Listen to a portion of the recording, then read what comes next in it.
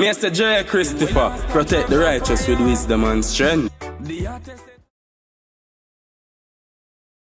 I make a movie about your garden variety story or topic, but it does really well. People love it. And all of a sudden I find that it was pirated, meaning like someone from some other region of the country, outside the country, was like, yo, that's dope. I'm putting that out everywhere and making $1 on it, right? So one point of view I may have is, look, wow, clearly, you know, when people steal from you, that's a sign that you got something valuable, and maybe that's okay, right? So maybe I'm losing a couple $1,000, maybe, you know, maybe more than that, I don't know, but maybe my point of view is the more people that see it, the better.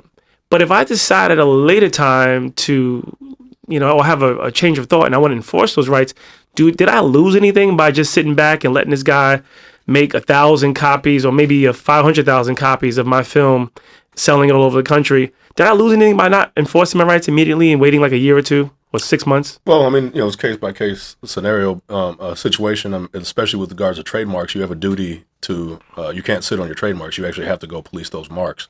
You know, both, you know, there's just a basic statute of limitations issue where if you sit on your claims for too long, somebody's infringed, you do run out of time at some point. And copyright, if people reproduce or republish something, the clock may start again, but you may have been cut off from a certain amount of damages. But yeah, I mean, for the most part, you can't sit on those rights. If you see somebody that's infringing and it's at a large enough level that you know, ideally would take action, you should consider taking action. I mean, you don't lose your rights completely because you own the stuff and what they're doing is wrong. But yeah, I mean, you could lose out on damages. I mean, you could lose kind of like the moral high ground. Interesting. If you let people kind of string themselves out a little bit and just kind of let them, you know, compound their you know, whether it's a mistake or if it's intentional.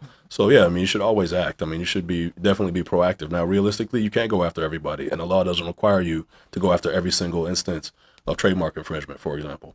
But you do generally need to be policing it because you can, you know, it's called abandonment of a trademark. You can actually abandon a trademark just because you're not enforcing it or protecting, you know, and going, you know, taking some action against people. It's like, what is it, like squatters' rights? Like you go in someone's house, what is that called again from law school? I forget. Adverse possession. Adverse possession, yeah. Like open and notorious. Yeah. You open and notorious. That's the acronym, I think, for the. It's like, you know, that's one of the elements, categories. It's got to be open and notorious. But yeah, the whole idea is, you know, you find someone's house. Oh, this is nice. No one's here. I'm gonna just move in. Mm-hmm. You're there for 5 years. Obviously, this is not the legal, you know, criteria. But you lived there for 5 years. All of a sudden, the person who owns the house no longer has a right to claim it because you adversely possessed it. Right? You took over. Sounds like that concept also exists in the area of enforcing your trademark or your copyright. Right. Something similar, you know, if you want to get, like, for example, if you want to get like an injunction against somebody to stop somebody from doing something that you think is infringing, one of the things you got to establish is that there's kind of like an irreparable harm.